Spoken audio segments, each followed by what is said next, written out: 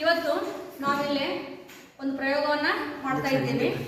ಈ ಪ್ರಯೋಗಕ್ಕೆ ಬೇಕಾದಂತಹ ಸಾಮಾನುಗಳು ಅರಿಶಿನ ಪುಡಿ, ಇಲ್ಲೇ ಆಮೇಲೆ ಸಾಬೂನು ಪುಡಿ, ಲಿಂಬೆಹಣ್ಣು, ನಾ ಇಲ್ಲೇ ಕೊನಿಕಲ್ ಫ್ಲಾಸ್ಕ್ ತೆಗೆದುಕೊಂಡಿದ್ದೀನಿ. ನೀವು ಬೀಕರ್ ಆದರೂ ತೆಗೆದುಕೊಳ್ಬೋದು. ಮತ್ತೆ ಬೇಕು ನೀರು ಬೇಕು, ಒಂದು ಸ್ಪೂನ್ ಬೇಕು. ಫಸ್ಟ್ ನಾನು ಈ ಕೊನಿಕಲ್ ಫ್ಲಾಸ್ಕಲ್ಲಿ ನೀರನ್ನು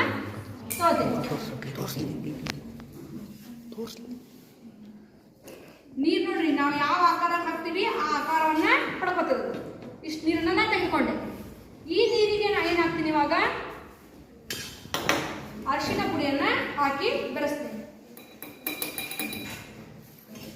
ಇದನ್ನೇನ್ ಮಾಡಬೇಕು, ಹೀಗೆ ಅಳಗಾಡಿಸ್ಬೇಕು. ಎಲ್ಲ ಕಡೆ ಅದು ಏನಾಗತ್ತ, ಏಕರೂಪವಾಗಿ ಆಗುತ್ತೆ.